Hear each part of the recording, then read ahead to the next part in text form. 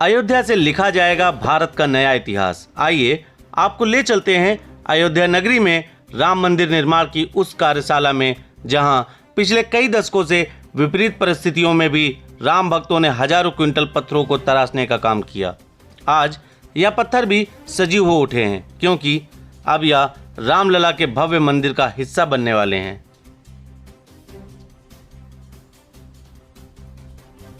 हम आपको ले आए हैं अयोध्या में राम मंदिर निर्माण कार्यशाला, जहां कई दशकों से पत्थरों को काटने और तराशने का काम चल रहा था। ये चारों तरफ जो शिलाएं आप देख रहे हैं, ये प्रस्तावित मंदिर की शोभा बढ़ाएंगी। इन्हें उत्तर प्रदेश ही नहीं बल्कि देश के अलग अलग स्थानों से यहाँ पर पत्थरों को मंगाया गया था और यहाँ पर उनकी कटिंग, उनकी तराशने का काम, उनमें डिज़ाइन देने का काम चल रहा था। तमाम भारी भरकम मशीनें यहाँ पर लगी हैं। आप देख सकते हैं ये कटर मशीनें लगी हैं जो पत्थरों को काटने का काम करती हैं। और अनवरत ये मंदिर निर्माण की जब से सन 92 के बाद से लोगों में एक उम्मीद जगी कि अब शायद काम जल्दी होगा, तो यहाँ पर तमाम कारीगर जो है वो 24 घंटे काम कर रहे थे, मेहनत कर रहे थे। हमारे साथ राम प्रकाश त्रिपाठी जी हैं जो अयोध्या के जानकार हैं। त्रिपाठी जी, इस कार्यशाला की भी अपनी कहानी है और यहाँ समय के साथ उत्साह बढ़ा, फिर उत्साह घटा।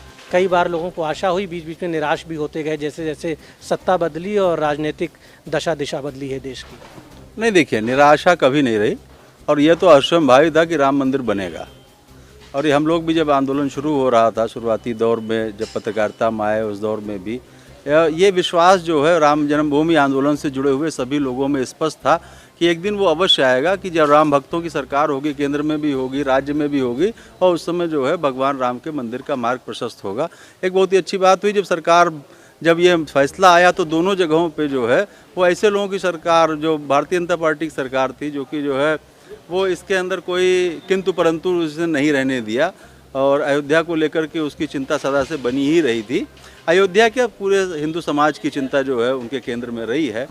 और ये जो मंदिर की कार्यशाला अभी आप यहाँ देख रहे हैं, पहले ये कार्यशाला जो है उसी 70 एकड़ में जो है प्रस्तावित थी। जब कल्याण सिंह की सरकार थी 1992 की कारसेवा के पहले 1991 में ही जब वहाँ पर जो है वो मंदिर के लिए मार्ग बनाया जाने लगा, 80 फुट चौड़ी सड़क बनाई जाने लगी। वो इसी दृष्टि से बनाई गई थी कि पत्थरों को जो है मंदिर के पास तराशा जाएगा। शुरुआती दौर में कुछ पत्थर वहाँ पे उतारे भी गए थे, इसलिए उतारे गए थे कि जो वहीं पे काम हो जाए।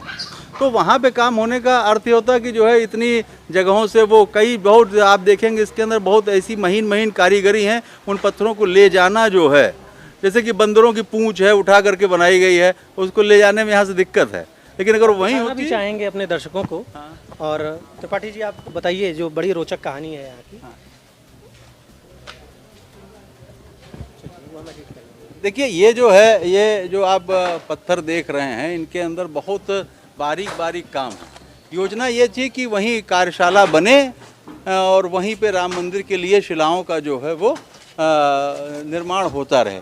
लेकिन जो आगे की जो सरकार हुई, उन सरकार ने जो है उस परिसर को जो है वो अधिग्रहित कर लिया और ये मंदिर न्यास के पास नहीं रह गया ये। और जब न्यास के पास नहीं रह गया तो फिर इस भूमि को लिया गया।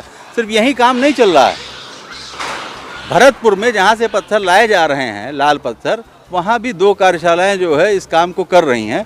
ये हुआ था कि जब ये लगा कि अब एक बार समझौता हो जाएगा तो वह काम को तेज किया जाए।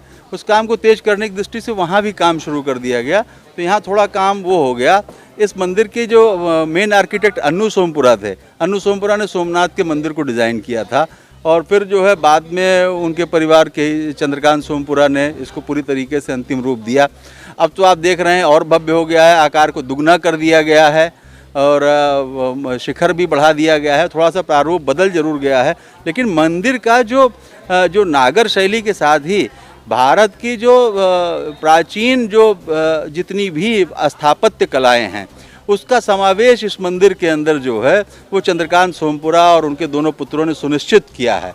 और जो भी इस मंदिर को देखेगा, कला की दृष्टि से देखेगा, इतिहास की दृष्टि से देखेगा, पुरातात्विक जो हमारे जो है वो जो धरोहरें उनकी दृष्टि से देखेगा, तो ये एक अद्भुत जो धरोहर के रूप में स्थापित होगी यहाँ पर। निसंदेह एक अद्भुत धरोहर भारत की जो है उसकी पुनरावृत्ति हो रही है। और हम दिखाना चाहेंगे आपको कैमरे के माध्यम से कि पत्थरों पर देखिए कितनी बारीक जो है नक्काशी हुई है, काम हुआ है, डिज़ाइन दी गई है। और इस जब ये मंदिर तैयार होगा, इसको आप जब देखेंगे तो आपको आभास लगेगा कि हज़ारों वर्ष पहले भारत में जो मंदिर बनाए जाते थे, बिल्कुल उसी तरह का एक स्वरूप देने का प्रयास किया गया है। और ये जो आप देख रहे हैं नक्काशी इन पत्थरों पर हुई है, कितनी महीन नक्काशी है, कितनी मेहनत हुई होगी, इसकी कल्पना की जा सकती है। और जब हम मध्य प्रदेश में जाते हैं या उत्तर प्रदेश में या भारत के दक्षिण भारत के हिस्सों में जाते हैं और अपने प्राचीन मंदिर देखते हैं, तो उनकी नक्काशी, उनकी ये जो डिज़ाइन है, ये जो हम देखते हैं, तो हमें लगता है कि बिल्कुल इसी तरह के मंदिर पहले हमारे यहाँ होते थे। और अब अयोध्या का जो भव्य राम मंदिर है, वो एक बार फिर से इतिहास को पुनर्जीवित करेगा और वो नया इतिहास हमें यहाँ पर देखने को मिलेगा। अगर आप यह वीडियो फेसबुक पर देख रहे हैं तो हमें लाइक और फॉलो करें। अगर यूट्यूब पर देख रहे हैं तो सब्सक्राइब करें और बेल आइकन प्रेस करें।